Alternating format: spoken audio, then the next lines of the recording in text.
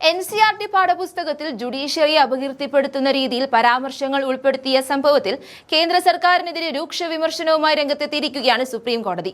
6ാം ക്ലാസ്സിലെ social science പാഠപുസ്തകത്തിൽ ജുഡീഷ്യറിയിലെ അഴിമതി എന്ന പേരിൽ പ്രത്യേക അധ്യായം ഉൾപ്പെടുത്തിയതിനെതിരെയാണ് ചീഫ് ജസ്റ്റിസ് സൂര്യകാന്ത് അധ്യക്ഷനായ ബെഞ്ച് സ്വമേധയാ കേസെടുത്തിരിക്കുന്നത്. ജുഡീഷ്യറിയെ അപകീർത്തിപ്പെടുത്താനുള്ള ബോധപൂർവമായ ശ്രമമാണ് ഇതിന് പിന്നിലെന്ന് കോടതി നിരീക്ഷിച്ചു. ഉത്തരവാദികൾക്കെതിരെ കർശന നടപടി വേണമെന്നും കോടതി ആവശ്യപ്പെട്ടു. അബദ്ധമാണെന്ന് കാണിക്കാൻ പറ്റില്ലെന്നും ഇത് ഉൾപ്പെടുത്തിയവർക്കെതിരെ കർശന നടപടികൾ സ്വീകരിക്കുമെന്നും കോടതി മുന്നറിയിപ്പ് നൽകി.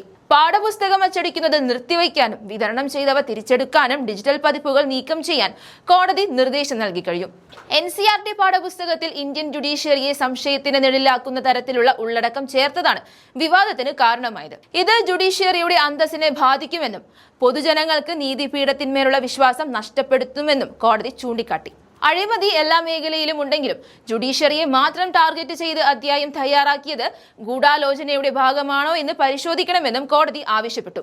സുപ്രീം കോടതിയുടെ അതീവ ഗൗരവകരമായ പരാമർശങ്ങൾക്ക് പിന്നാലെ കേന്ദ്ര സർക്കാർ അടിയന്തര യോഗം ചേർന്നു. വിഷയം ഗൗരവകരമായി കാണുന്നുവെന്നും പാഠപുസ്തകത്തിൽ ഇത്തരമൊരു ഉള്ളടക്കം എങ്ങനെ ഉൾപ്പെട്ടുവെന്ന് കൃത്യമായി പരിശോധിക്കണമെന്നും കേന്ദ്ര വിദ്യാഭ്യാസ മന്ത്രി ധർമ്മേന്ദ്ര പ്രധാൻ വ്യക്തമാക്കി. പാഠപുസ്തകങ്ങളുടെ ഉള്ളടക്കം പരിശോധിക്കാൻ പ്രത്യേക സംവിധാനം ഉണ്ടെന്നിരിക്കെ ഇങ്ങനെ ഒരു പിഴവ് വന്നത് എങ്ങനെയാണെന്ന ചോദ്യം ഉയരുന്നുണ്ട്. പാഠപുസ്തകത്തിന്റെ കൂടുതൽ അച്ചടി അടിയന്തരമായി നിർത്തിവയ്ക്കാനും വിദ്യാർത്ഥികൾക്ക് വിതരണം ചെയ്ത പാഠപുസ്തകങ്ങൾ തിരിച്ചുവിളിക്കാനും ഡിജിറ്റൽ രൂപത്തിൽ ലഭ്യമാക്കിയ പുസ്തകങ്ങൾ നീക്കം ചെയ്യാനും കോടതി നിർദ്ദേശിച്ചു.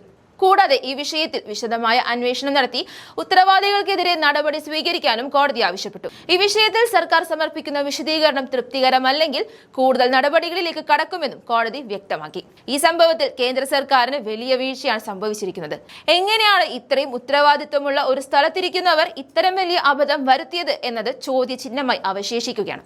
വിദ്യാർത്ഥികളുടെ മനസ്സിൽ ജുഡീഷ്യറിയെ കുറിച്ച് തെറ്റായ ധാരണ ഉണ്ടാക്കാൻ ഇത്തരം പുസ്തകങ്ങൾ വഴിയൊരുക്കും എന്നതിൽ സംശയം വേണ്ട.